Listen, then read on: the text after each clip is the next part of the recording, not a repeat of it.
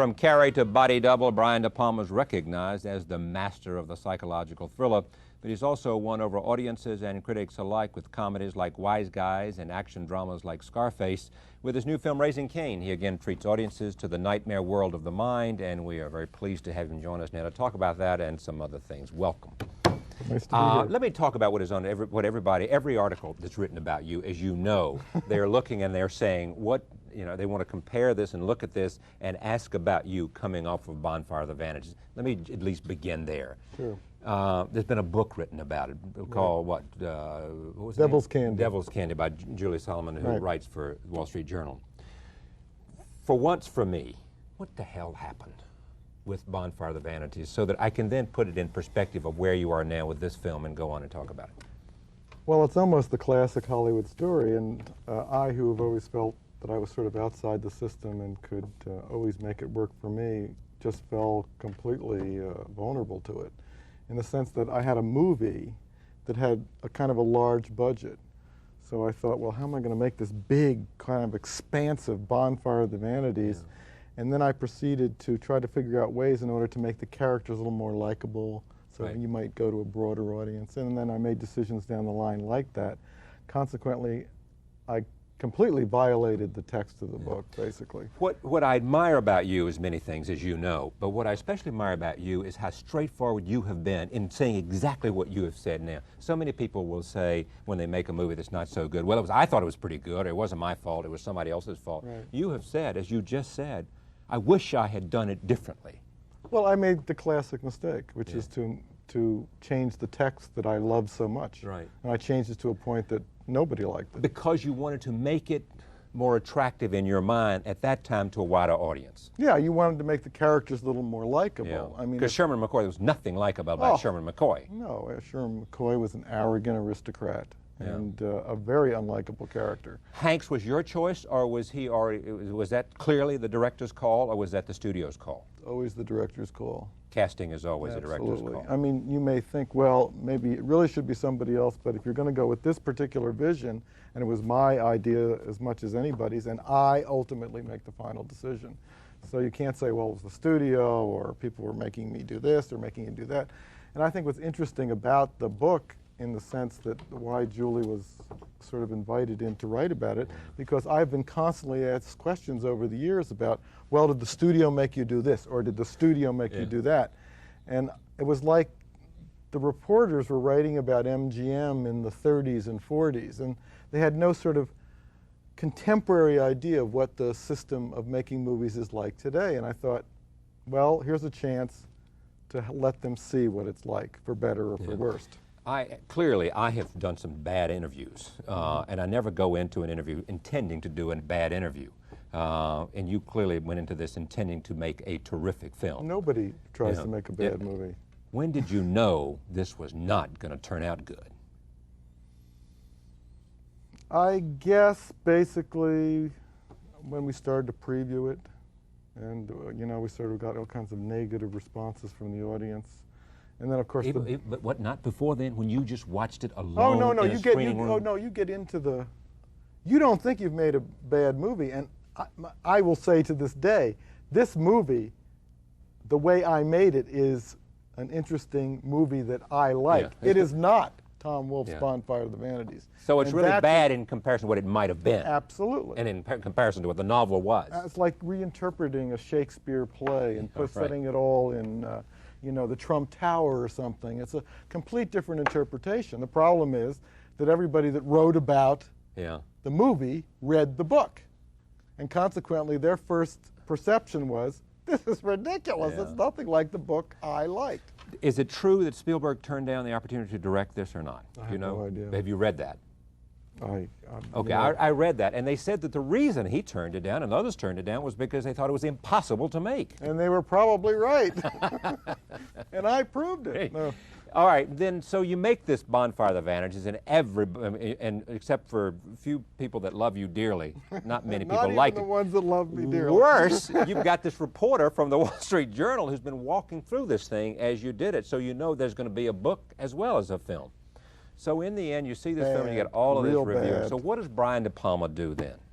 What do you do? Where do you go? What do you say? Do you want to hide? Do you want to go away for a year? What do you want to do? You want to, you know, basically go in bed and pull the covers over your head and not come out as long as possible. Because David Lean, after Ryan's Daughter, did not make another film for 10 years. 14. 14. 14 years. You know the story of Every Bad? Yes, I do. Yeah. No, you basically want to hide because, you know, it's like all your instincts seemed wrong. Nothing you did worked out. You get incredible negative reviews and the picture bombs, so the business thinks you're completely hopeless, and you begin to wonder if you know anything anymore. Yeah. Now, some say that you took this on because you wanted some kind of a respect. I read this somewhere in Hollywood, that you knew that if you made this, it would put you on a certain another level. I mean, you were on a pretty good level anyway, because I read you made a lot of terrific films. Was that part of it? I mean, did you think? Not really, because, you know, I'd made such mainstream films like The Untouchables. Sure. This was, by making Bonfire was a risky thing to do for any director. Because the book was so popular. Not so much that, it's a difficult, dark, black satire. And if you make it the way it is, you may make something like The Magnificent Ambersons, which is a great movie, but nobody went to see it. Did you then decide, after all this came out the way it did, that you had to go back to your own instincts? Did you say, I want to make a small film, I want to do? Absolutely, absolutely. You have a feeling that, wait a minute, I'm so off base here that I got to go back and do what I really understand. And my wife, Gail Ann Hurd, was very helpful in this because she likes this genre. And basically, by working together, we created basically this very modest thriller. Now, did you marry her after Bonfire of the Vanities? You made the film? Yes. Yeah, so there's some nice things happen to you after you made this film. You have a new child, is that correct? Absolutely. Raising Cain, and you moved to Woodside, which is outside of Palo Alto. Right. Talk to me about acting and actors, and you know, I mentioned to you Richard Dreyfuss just here, and you said, gee, there's a really bright actor, and I said, well, you know, do actors have a different kind of intelligence than journalists or directors or whatever? Yeah, they have kind of an instinctual intelligence. The great thing about actors is they feel things are not right, and sometimes they can't articulate it so that you quite understand what's going on. But I remember once when I was doing Scarface, I mean, I had this scene in this office where Al has to confront one of the drug kingpins, and he was having problems with it. And we'd rehearsed it a lot. And he has to shoot this guy, and there's something about this that didn't work for him. And we went back, we rehearsed it, I couldn't figure it out. And then finally, by the way he was moving, I could see that he didn't have enough space in the set to play the scene. It was as simple as that.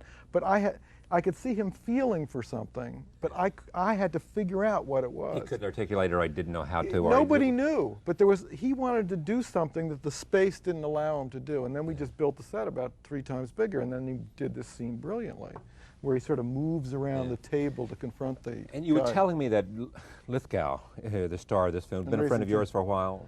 I saw John doing plays in college. Yeah. I mean, he was Where in college? Well, he went to Harvard, but he used to do plays at the McCarter Theater.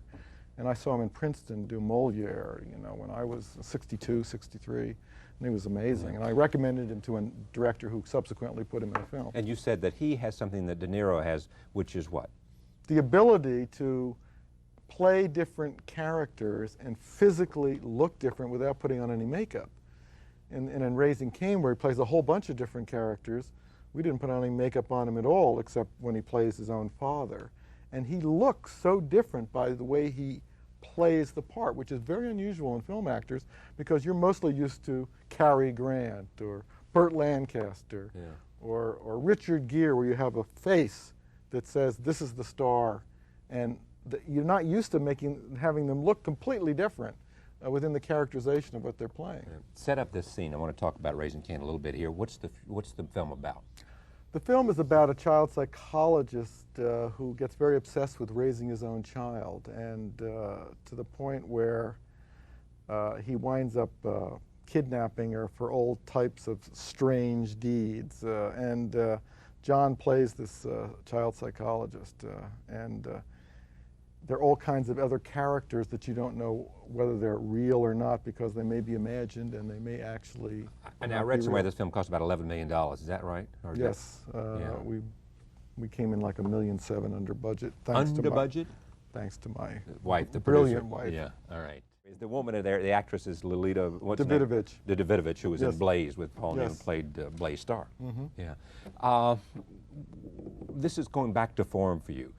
Is it easier for you? I mean, do you feel sure there in these kinds of, what's the appeal? Well, the thing is that you make all kinds of different movies, but I always have these kind of mystery and suspense ideas. And this is an idea I had for many years. A friend of mine was a child psychologist, and he had a child, and he quit his job and stayed home to raise the child, and he was going to write a book about it. And I thought, what a strange idea, sort of studying your child. Then you think, well, maybe if I have a little trauma here, I can study how it grows and progresses. And that was the whole basis of where this came from. And Raising Cain is the character that, in fact, was studied and how, in fact, he evolved as he grew older. Do you have some great dream as a director that you have not yet fulfilled? I mean, Oh, yeah, absolutely. to do what? Well, we're all great admirers of David Lean because he made like the perfect movie. And Lawrence of Arabia? But I think Bridge on the River Kwai Okay. is really the perfect movie. Why? Because he builds all his characters and he sets the political world. He brings them all in conflict, and of course, they're all right is wrong for every one of them. Everyone who thinks he's doing right is absolutely doing wrong. And then he brings all these characters to play out this tragedy in this great physical scene of this blowing this train up on this bridge. It's like the perfect movie. And terrific actors. Oh, fabulous. And it says something about the concept of war for Americans, for the English, for the Japanese. Yeah, life and death, everything. Yeah, I it's mean, just like, you know, culture changes, everything. Everything. Everything's in there. Lawrence of Arabia had a lot of the same elements yes, too, though. yes. Yeah. The hardest thing for you is finding the right property? I mean, finding something you really want to make? Well, after you've made like as many movies as I made, and I'm working on like my 22nd now, you want to try to expand your vision as much as you can. You want to use all the things that you've learned, and then you have to have an idea or an emotional thing that stirs you enough to put all this to work. And the problem most of the time is that there's nothing that moves you enough to do it because you've made so many movies and you know all the pitfalls and mistakes. So or it's not something that's going to evolve in a way that's going to be exciting to you. Where are you the happiest? You know, they used to say about Hitchcock that he was the happiest before the shooting started, that blocking out the shots, you know, and having the script. Getting the idea. Was having it all come together for him. I'm a visual stylist, so I basically get some incredible visual idea. And in Raising Cain, the interesting idea was that, well, suppose I told a mystery story in an entirely different way. Most mystery stories are going from character to character and getting more information, which works great in books, but, you know, when in movies, you know, you drive up to the bar, get a little information, then you go and talk to the reporter, then you go and talk to the ex-wife, then you go and talk to this and that. And it's basically a lot of scenes of people driving over to places and talking to people, talking like you and I are talking now. This to me is kind of boring on the screen. So like in Raising Cain. But not on the show. Yeah, but yeah, not on the show. We are talking heads. But in Raising Cain, I tried to tell a mystery in which all the information is disclosed through dreams, fantasies, flashbacks. So you don't know if it's real or not until you've sort of seen it from a whole bunch of different points of view. Then you've got to sort of determine whether what happened did happen or was it imagined. And consequently, the audience is working all the time. And it's great because if you watch it with an audience, you see them sort of arguing about it and saying, did that happen? Didn't she do that? Isn't he real? And then they finally get it all put together in the end, which to me makes a very satisfying Do you mystery. like the editing process? I mean, do you like being in the editing room?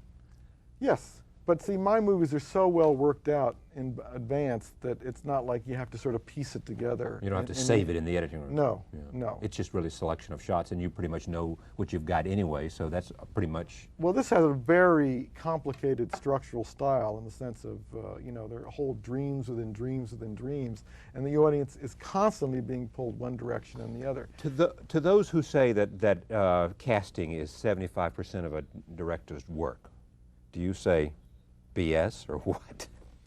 There's so many things that are so important. Casting is very important. If you have an actor that's not up to the role, you're dead in the water. You know, you cannot cut around to like a bad performance. You basically have to cut it out. So, you know, it's very important. But see, the great things about movies are there's so many things that are important. The script's important, the actors are important, the directors are important, and when you see it all cooking, like in a great film like Lawrence of Arabia or Bridge on the River Kwai, you say, my God, this is what it can be. It can be this big, this wonderful, this vast, this emotional. And most of the time we see like the smallest of things happening. This is a silly question, but why don't we have more Bridge over the River Kwai? Why don't we have more Lawrence of Arabia? Why don't we have more Casablanca? Why don't we have more Citizen Kane? Why don't we have more? Well, great movies, I think, are always made when you get a great group of talents, like the Renaissance, together in the same place at the same time. And, you know, you had Sam Spiegel, you had, you know, a great script, you had David Lean, you had all these things that came together at the time and made this great movie. The problem today now, and I was thinking about this a little bit as I was thinking exactly that question. You know, when the old studio system existed, it was interesting. You could get a whole bunch of really great actors because they're all under contract, right, and you could say, go over to Soundstage X, you're making Casablanca this week. You know, and they went because they were under contract. Now I was thinking, how do you get all those actors together? You call Mike Ovitz. You can't get them together because they're too expensive. Yeah. You know, I was sort of blessed with something like The Untouchables when I was able to get Costner, who was basically not discovered then, even in a couple of movies, but Sean Connery, Bob De Niro, Andy Garcia. And when you get all those actors together in one movie, wow. It's always great when you got great. But as soon as you say that, I'll tell you the story of Robert De Niro and Meryl Streep, who I admire as much as anybody in the profession, making that film that was just terrible. Right. You know? They're two great actors, turned out in a movie that didn't work. Well, that is always possible, but there's nothing better than having your best talent all in the same place at the same time. You know. Did they exceed what you thought was going to happen? Did the combustion? Was it synergistic? Absolutely. I mean, you have Kevin Costner and Bob De Niro going at each other. It's like, that's really exciting. Yeah. You know? It's just great actors rise with great actors to act with. It's like, you're a good interviewer. You're a great interviewer. So you get a good interview when you're dealing with somebody that rises to the occasion. Right. You get a couple of deadheads here, we'll put everybody to sleep. That's right. Earlier than we want them to go. Thank you. Raising Cain is the film. Brian De Palma is the director. It's good to see you. Good to have you back.